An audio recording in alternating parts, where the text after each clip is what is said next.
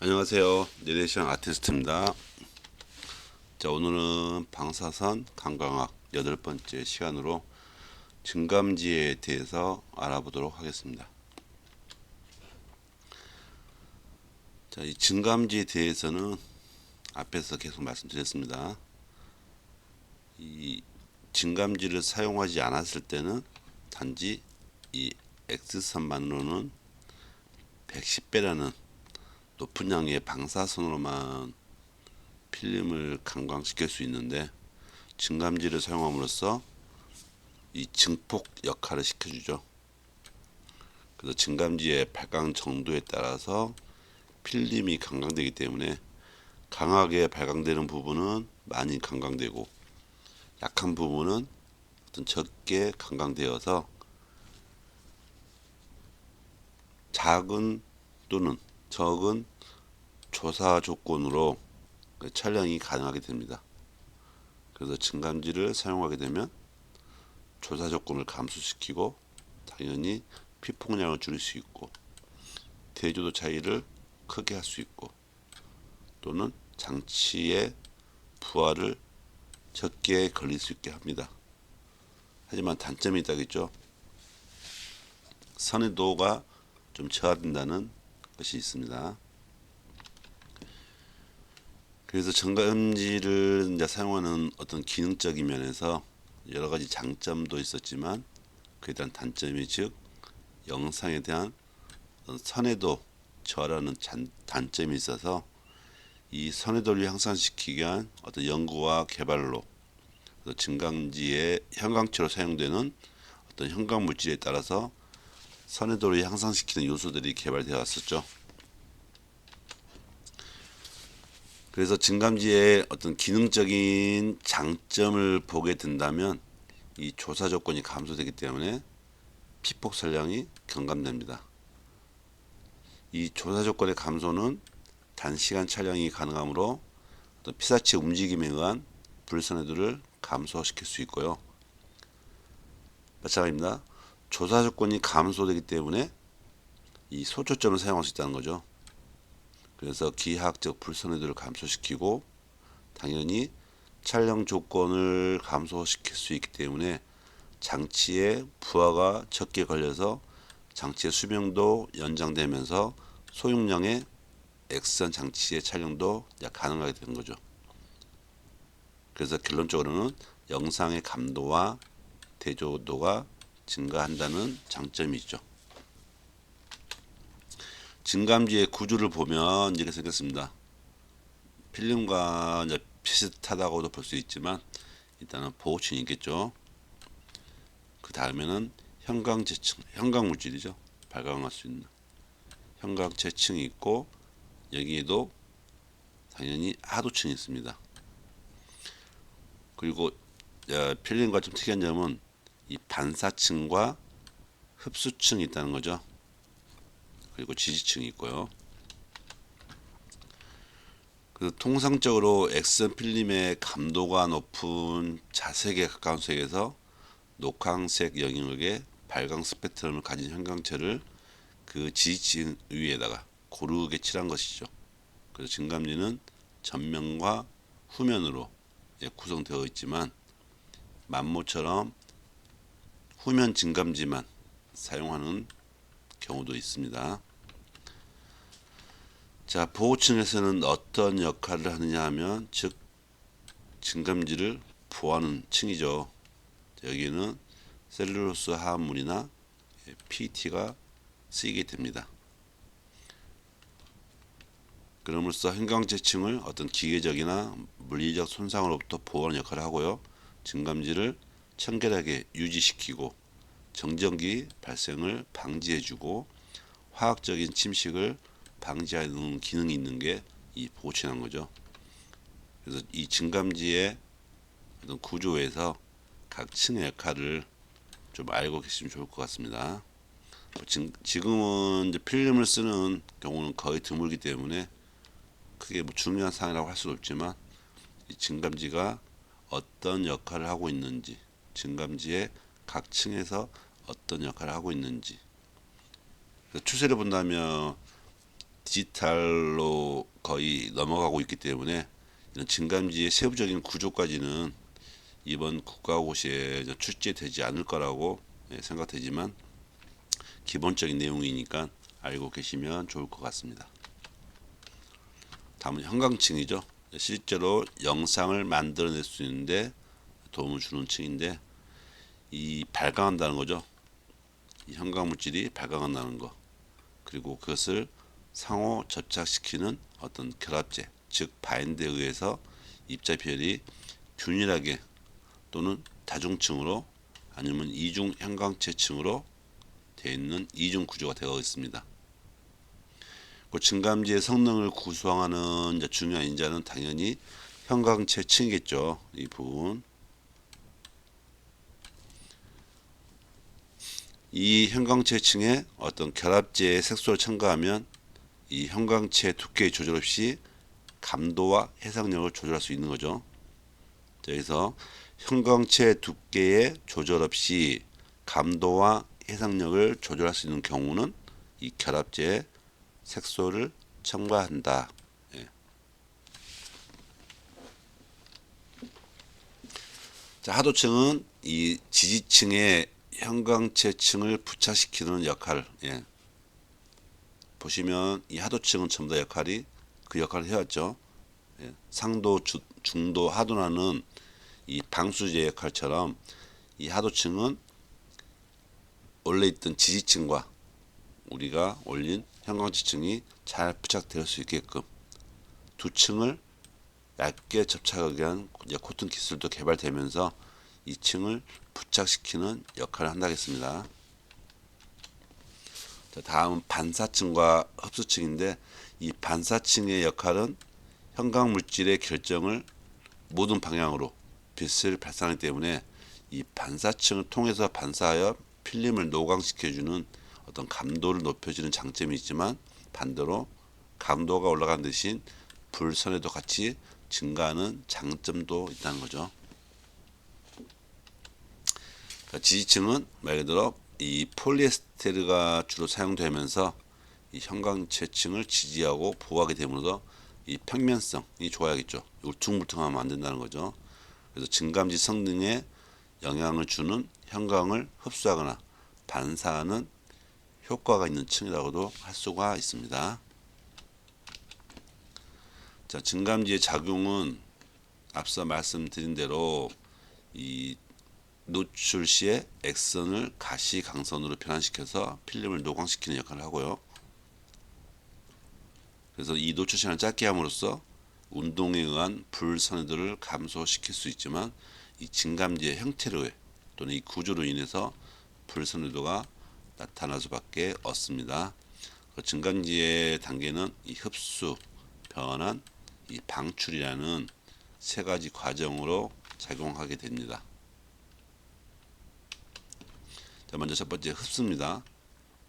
증감지에 입사된 액선 광전은 어떤 광전 효과나 콤프톤 효과에 의해서 이 형광물질이 흡수되고 이 흡수된 광자 수는 95% 정도, 콤프톤 효과에 의해서 흡수되는 정도는 5% 정도입니다. 두 번째 변환인데요.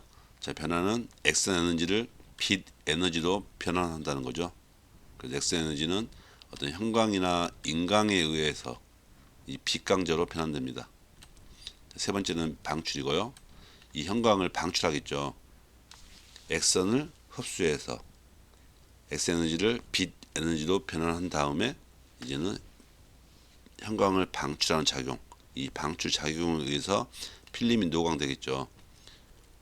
그래서 이렇게 흡수와 변환에 의해서 이 필름을 노광시키기 때문에 그 안에 잠상이 형성되어 있겠죠.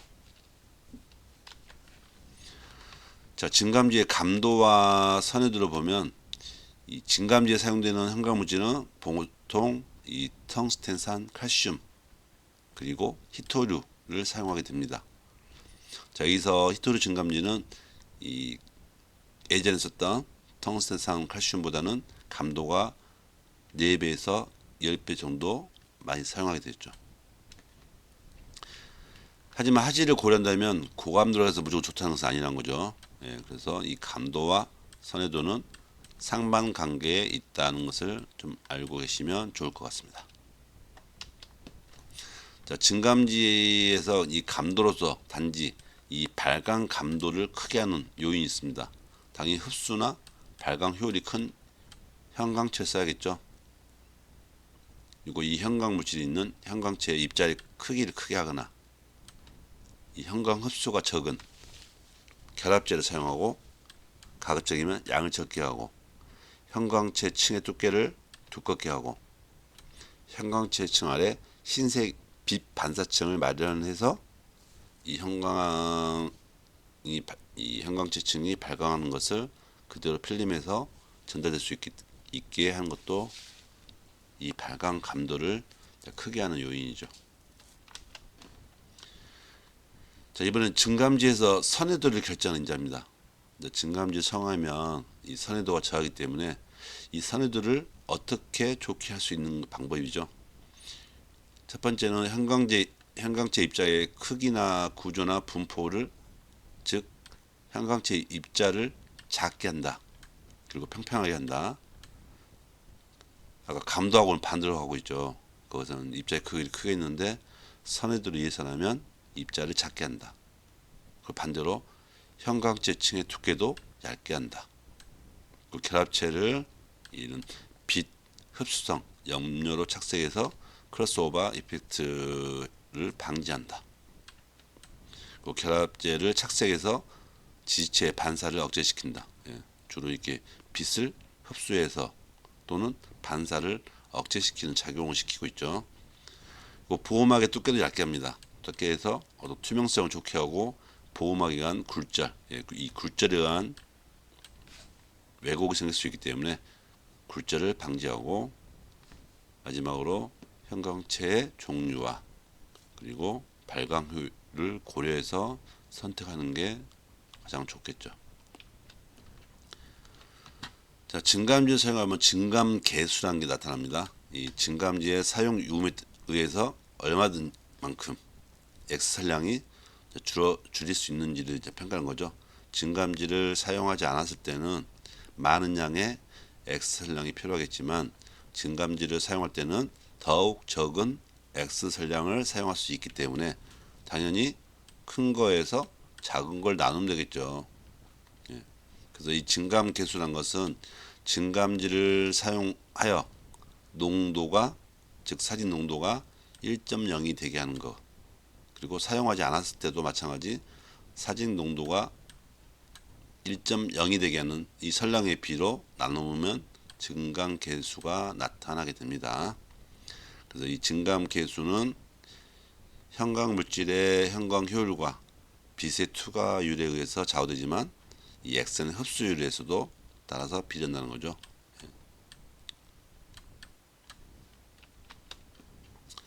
자, 증감지의 종류를 보면 앞서 말씀드린 대로 이 형광체 층에 흡수된 X선 광자 에너지 중에 이 빛으로 변환시키는 에너지의 비, 예, 이걸 형광 효율이라고 하는데요. 그리고 형광체층에서 방출된 빛이 형광층을 통과해서 필름에 도달하는 비를 형광층 투과율이라고 합니다. 형광체에서 이 방출된 빛은 이 전체적으로 인류 쪽으로 방출되기 때문에 필름으로 향하는 빛의 비율은 약 2분의 1 정도가 될 것입니다. 나머지는 형광층이나 보호막에서 일부 재흡수되는 경우도 있겠죠. 자, 증감지 종류를 보면 이 형광체의 종류에 따라서 또는 필름의 종류에 따라서 분류하고요. 이 증감지의 성능이나 이런 사용 목적에 따라 분류시킵니다.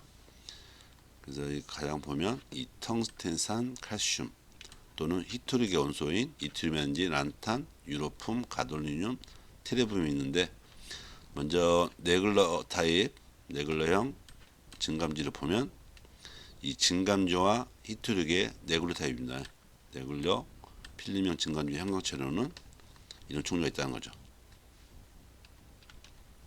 자, 오소크로매틱 이 필름형 증감지로서는 히토르기의 형광체인데 이 테르비움 부활산 황화 가돌리늄 또는 테르뇽 부활산 황화 안타늄 또는 황화 이트륨을 대부분 사용하고 있고요.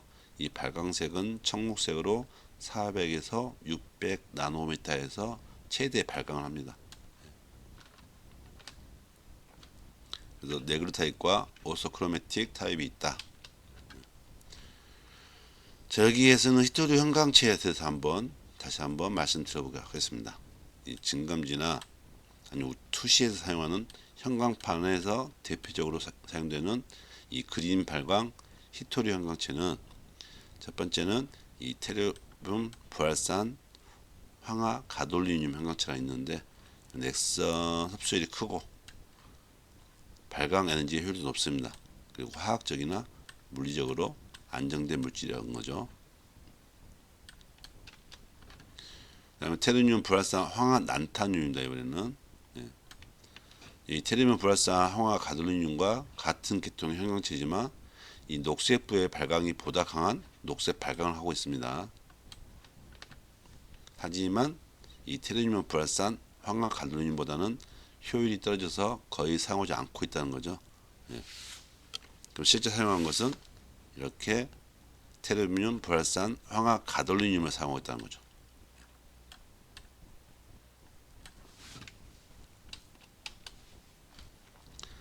이 히토류 형광체 증감지는 인체 피폭슬량을 어떤 감소시킬 목적으로 개발되었으나 이 텅스텐산 칼슘으로서는 한계점에 도달해 어떤 화질과 감도를 더욱 향상시키는 역할을 해왔죠.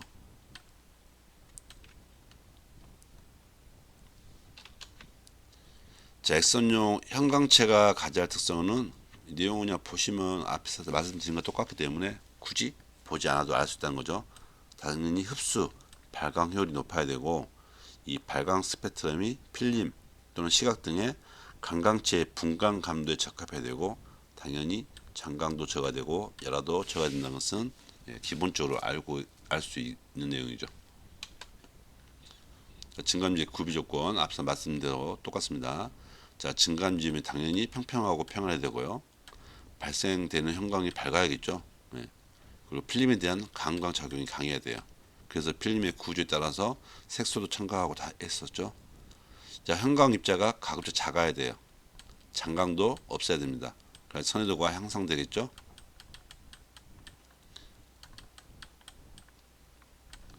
자, 증감지 보관 온도와 습도는 이 엑스 필름 보관 온도하고 습도가 같습니다. 그리고 기온과 습도 차에서 효력이 변화되면 안 되겠죠. 그리고 증감지 면이 오염된 경우에는 닦아내서 청결을 유지할 수 있어야 되고요. 증감지 보수 관리가 있습니다. 먼저 성능에 관한 보수 검사. 외관, 눈을 봤을 때 증감지가 왜곡되어 있거나 상처가 있거나 반점이 있다 등 또는 시각적으로 먼저 검사를 해야겠죠. 자, 증감지에 어떤 이물질이 묻어 있어요. 아니면 상처가 나 있어요. 그 부분은 증감지의 발광을 차단하기 때문에 엑선 영상에서 흰색점, 즉 발광하지 않게끔 막았기 때문에 그 부분은 필름이 노광되지 않았기 때문에 흰색이나 흰 얼룩으로 나타날 수 있죠. 필름은 노광되면 검게 나와야 됩니다. 하지만 그 부분을 차단하고 있기 때문에 흰색으로 나타난다는 거죠. 자, 발광의 균일성, 얼룩이 나타나지 않도록 피사체 없이 촬영했을 때 어떤 한 부위가 얼룩져 있어요. 그러면 이 발광이 균일하지 않다는 거죠. 그 밀착, 증감지와 필름이 잘 밀착돼 있어야지 이 선회도도 향상되는 역할을 하는 거죠. 그래서 밀착 시험관이나 어떤 쇠방을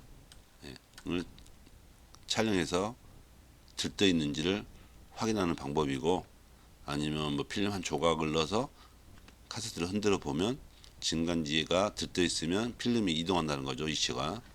그러면 이 증감지는 필름에 밀착되지 않는 구조를 갖고 있구나를 알 수 있다는 거죠. 그리고 감도는 사진 감도 측정법 또는 강도 변경법이라든지 알루미늄 계단법, 시간 변경법 등이 여러 가지 있죠. 선회도는 이 리스폰스 함수에 의해서 MTF를 구할 수 있는 거고, 입상선이라는 것은 피사체 없이 촬영해서 증감지의 촬영 사진을 비교하는 방법인데, 입상선이라는 것은 거칠거칠한 정도를 말하는 거죠. 자, 증감지 사용상의 주의가 있습니다. 증감지와 엑스선 필름 밀착은 가장 기본입니다. 그래서 큰 사이즈일수록 전체가 완전 밀착이 되는지도 시험해 봐야 되고요. 이 증감지를 하고 필름 사이에서 이 증감지에 필름을 삽입시킨 후에 오랫동안 압착시킨 상태에서 보관하는 것은 좋지 않다는 거죠. 가급적이면 촬영 전에 필름을 카세트에 넣고 촬영하는 것이 가장 좋겠죠. 그래서 고온 다습한 곳에서는 엑센 필름의 유해 물질이 반대로 증감지에 옮겨가서 어떤 착색이 되거나 또는 감도를 저하시킬 수 있는 원인이 제공할 수 있고, 습기가 많은 곳에서는 증감지 표면에 애곡이나 곰팡이가 발생할 수 있다는 거죠. 여름철에 습도가 많은 경우에는 또 온도가 높고 습도가 높은 경우, 고온 다습한 경우에 간혹 증감지 표면에 이게 물기가 있는 경우가 있습니다. 그 습기 같은 경우가 있을 때는 당연히 또 필름에 그 습기가 전해지겠죠. 그러면 이 영상에서 약간 얼룩덜룩한 모습이 나타날 수 있다는 거죠. 이 부분은 증감지 표면에 때나 얼룩, 먼지가 있을 때는 감도 저하시키고 흰 얼룩이 발생할 수 있다, 이런 말씀드렸죠. 그래서 정기적인 청소나 관리가 중요하다는 거죠. 자, 이렇게 오늘은 증감지에 대해서 한번 알아보았습니다. 사실상 증감지는 실제 요즘은 사용하지 않고요. 필름도 사용하지 않고 있죠. CR 아니면 DR을 사용하고 있지만, 이 디지털화 되기 때문에 이 증감지에 관한 부분도 올해까지가 마지막 시험 범위입니다. 예, 그 점 아시고 공부하시고요. 날씨가 갑자기 추워졌습니다. 예, 감기 조심하시고요. 자, 오늘도 수고 많으셨습니다.